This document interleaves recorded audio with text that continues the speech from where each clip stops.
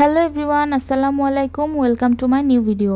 এই যে ক্লিপটা দেখতে পাচ্ছেন, এটার বয়স 5-7 বছর তো হবেই, তার চেয়ে বেশিও হতে পারে। যে সময় এই ক্লিপগুলো অনেক চলতো সেই সময়ে কেনা, এরপর অনেক বছর যাবত এটা পড়েছিল, ব্যবহার আর করা হয় না। হঠাৎ করে এই ক্লিপটা দেখতে পেয়ে আমার মাথায় একটা নতুন আইডিয়া চলে আসলো।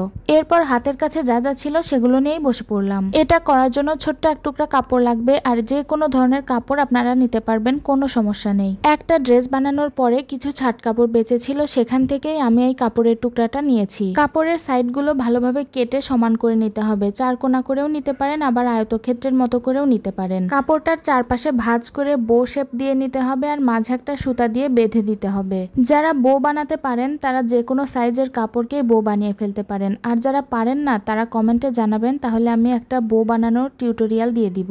এখন আমার সবগুলো জিনিস রেডি, শুধু আঠা দিয়ে লাগিয়ে ফেললেই হয়ে যাবে। ও সাথে কিছু কুন্দনও নিয়েছি। আর সবকিছু লাগানোর জন্য আমি ব্যবহার করছি B6000 আঠাটা। এই আঠাটা কিন্তু খুবই শক্তিশালী আর এসব কাজের জন্য খুবই কার্যকরী। আঠাটা অ্যাপ্লাই করার পরে 3-4 মিনিট সময় লাগে এটা সেট হতে, আর আপনি যত বেশি সময় দিবেন তত ভালোভাবে এটা সেট হবে। ক্লিপের নিচের দিকে আঠা দিয়ে বো লাগিয়ে নিয়েছি। এভাবেও কিন্তু রেখে দিতে পারেন, এভাবেও কিন্তু সিম্পলের মধ্যে বেশ সুন্দর লাগছে। আমার এই পুরাতন ক্লিপটার সম্পূর্ণ জায়গাটাই কেমন যেন নষ্ট হয়ে গেছে, সেজন্য আমি সম্পূর্ণ ঢেকে দেওয়ার জন্য উপর দিয়ে আবার কুন্দন লাগিয়ে দিব। কুন্দন কিন্তু বেশ ভারী টাইপের হয়ে থাকে, সেজন্য এগুলো লাগানোর জন্য বেশি পরিমাণ আঠার প্রয়োজন হয় আর শক্তিশালী আঠার প্রয়োজন হয়। কুন্দন লাগানোর এই কাজটা আপনি হাত দিয়েও করতে পারেন অথবা কোনো পিনের সাহায্যেও করতে পারেন। শুধু লাগানোর সময় একটু খেয়াল রাখবেন যেন ঠিকঠাক জায়গায় লাগানো হয়, পরবর্তীতে কিন্তু আর এটা সরানো যাবে না। এখানে সবগুলো কুন্দন লাগানো শেষ। এরপরে মনে হচ্ছিল বোটার উপরে একটা কুন্দন লাগিয়ে দিলে দেখতে হয়তো আরেকটু বেশি সুন্দর লাগবে, সেজন্য আমি আরেকটু আঠা দিয়ে আরেকটা কুন্দন লাগিয়ে দিলাম।